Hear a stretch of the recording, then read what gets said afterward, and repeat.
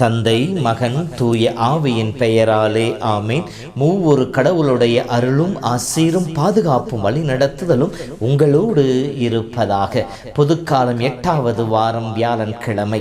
இயேசுவில் அன்பு சகோதர சகோதரிகளே, நாம் ஒவ்வொருவரும் கடவுளுடைய கை வேலைப்பாடு என்கின்றார் புனித பவுல். நாம் கடவுளுக்கு சொந்தமான மக்கள், உரிமை மக்கள் என்று சொல்லி நம் ஒவ்வொருவருக்கும் அழைப்பை விடுக்கின்றார் புனித பேதுரு. இந்த நிலையிலே நான் யார்? இது மிகவும் ஆழமான அர்த்தத்தை கொடுக்கக்கூடிய கேள்வியாக இருக்கின்றது. யாரெல்லாம் இந்த கேள்விக்கு பதில் கண்டுபிடிக்கின்றார்களோ அவர்களே ஞானிகளாக, தன்னையும் இந்த உலகத்தையும் வென்றவர்களாக வாழ்ந்திருக்கின்றார்கள். நாம் ஒவ்வொருவரும் இத்தகைய நிலையிலே வாழ இறைவன் நமக்கு அழைப்பை விடுக்கின்றார். இன்றைய முதல் வாசகத்தை பார்க்கின்ற பொழுது நாம் யார் என்பதை பற்றி பேதுரு தன்னுடைய திருமுகத்தில் மிக தெளிவாக விளக்கி காட்டுகின்றார். அப்படி நாம் அதை அறிந்து கொள்கின்ற பொழுது நம்முடைய பணி என்ன, அந்த பணியை செய்வதற்கு நாம் என்ன செய்ய வேண்டும் என்பதை பற்றியும் படிப்படியாக நமக்கு சொல்லி காட்டுகின்றார்.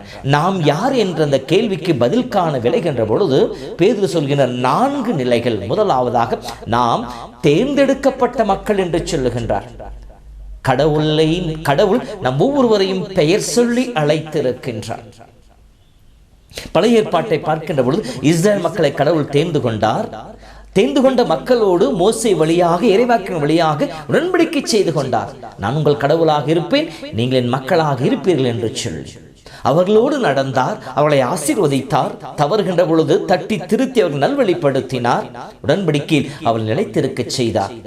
அந்த உடன்படிக்கையை தவறிய மக்களை மீண்டும் தன்னோடு ஒப்புரவாக்க இயேசு கிறிஸ்து வழியாக கடவுள் புதிய உடன்படிக்கையை மக்களோடு செய்து கொண்டார். அதைத்தான் எபேசியர் 1:4 படிக்கிற பொழுது நாம் தூயோராகவும் மாசற்றோராகவும் தம் திருமுன் விளங்குமாறு உலகம் தோன்றும் முன்பே கடவுள் நம்மை கிறிஸ்து வழியாக தேர்ந்தெடுத்தார் என்று சொல்லப்பட்டிருக்கின்றது. இதுவே கடவுளுடைய திருவுளம், அவருடைய விருப்பம். ஏனெனில் கடவுள் சொந்தமான மக்கள் நாம் என்பதினாலே.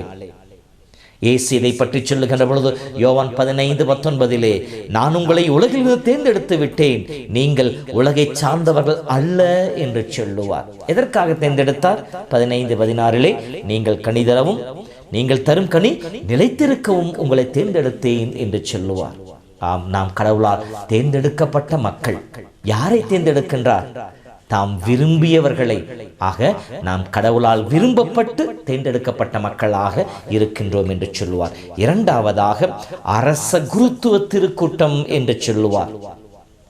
குருத்துவத்தில் 2 நிலைகள் இருக்கின்றன. ஒன்று பணி குருத்துவம், பொது குருத்துவம்.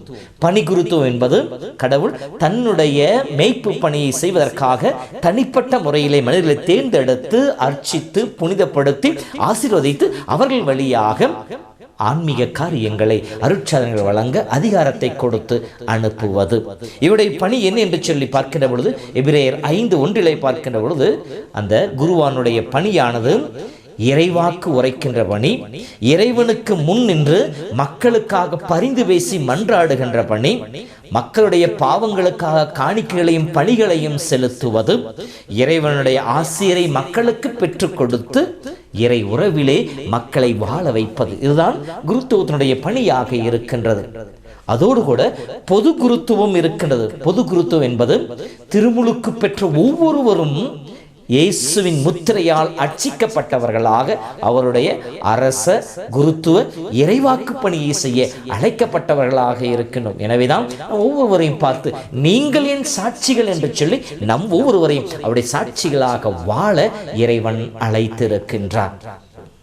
மூன்றாவதாக பேதுரு சொல்வது தூய மக்களிடம் என்று சொல்லப்படுகின்றார். நாம் ஒவ்வொருவரும் கடவுளால் தேர்ந்தெடுக்கப்பட்ட, அவருடைய பணியை செய்வதற்காக அழைக்கப்பட்ட தூய மக்களிடமாக இருக்கின்றோம். தூய்மை என்பது வெறும் நம்முடைய உடல் மட்டுமல்ல, உடல், உள்ளம், ஆன்மா அனைத்து நிலையிலும் நாம் தூய்மையானவர்களாக இருக்க வேண்டும். இதைத்தான் 1 தெசலோனியர் 5:23-24 படிக்கின்ற பொழுது, அமைதி அருளும் கடவுள் தாமே உங்களை முற்றிலும் தூய்மையாக்குவாராக.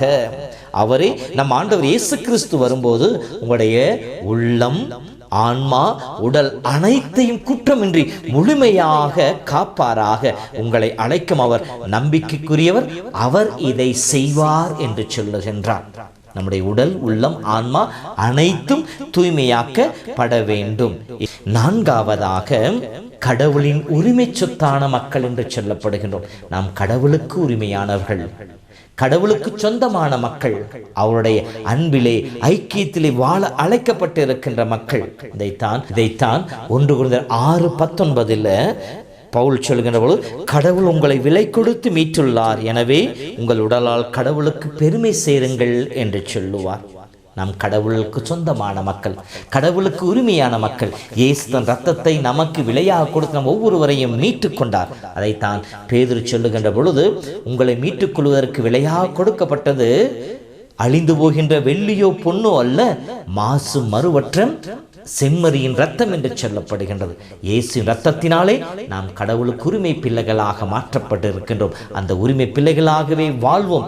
அப்படி வாழ்கின்ற பொழுது மீண்டும் பழைய நிலைக்கு கடந்து போகாமல், இச்சைக்குரிய பழைய இருளின் வாழ்வுக்கு கடந்து போகாமல் நாம் நிலையாக ஒளியின் மக்களாக வாழ முயற்சிப்போம். அப்படி வாழ்கின்ற பொழுது நம்முடைய பணி என்ன என்று சொல்லி பார்க்கின்ற பொழுது, நம்மை இருளிலிருந்து வியத்துக ஒளிக்கு அழைத்த அவருடைய மாண்பினை எடுத்து அறிவிப்பதே நம்முடைய பணியாக இருக்கிறது. கடவுள் நம் வாழ்வில் செய்த செயல்களை பிறருக்கு எடுத்து இயம்புவது, சான்று பகர்வது. நான் பாவத்தின் பிடியில் சிக்கி தவித்தேன், கடவுள் என்னை அருள் கூர்ந்து மீட்டுக் கொண்டார், இன்று அருளால் ஆசி நினைத்திருக்கின்ற சொல்லி பிறருக்கு ஆண்டவரை அறிவிப்பது. நம் திருத்தூதர் பணியிலும் பவுலுடைய கடிதங்கள் பார்க்கின்ற பொழுது 4 முறை பவுலுடையாளுடைய அந்த மனமாற்ற நிகழ்வு கொடுக்கப்பட்டிருக்கும். ஒரு முறை லூக்கா சொல்வதாக இருக்கும். மற்ற 3 முறைகளும் பவுல் மீண்டும் மீண்டும் சொல்லி, நான் கிறிஸ்துவை துன்புறுத்தினேன், கடவுள் கிறிஸ்து என்னை அழைத்தார், புறவினத்தில் அப்போஸ்தலராக ஏற்படுத்தி இருக்கின்றார், தாயின் கருவிலே என்னை அவர் தனக்கென அழைத்தார் என்று சொல்லி மீண்டும் மீண்டும் எடுத்து கூறி, என்னை அழைத்த இறைவன் உங்களையும் அழைத்திருக்க என்று சொல்லி பிறரையும் இறைவன் பால், கிறிஸ்துவின் பால் ஈர்ப்பவராக இருந்தார். அவரை போல நாமும் நம் வாழ்வில் கடவுள் செய்த வல்லமையான செயல் எடுத்து கூறி பிறரையும் இயேசுவின் அருகிலே கொண்டு வந்து சேர்க்கின்ற உண்மையுள்ள பணியாளர்களாக இருப்போம். ஆண்டவர் உங்களோடு இருப்பாராக. எல்லாம் வல்ல இறைவன், தந்தை, மகன், தூய ஆவியின் பெயராலே ஆமென்.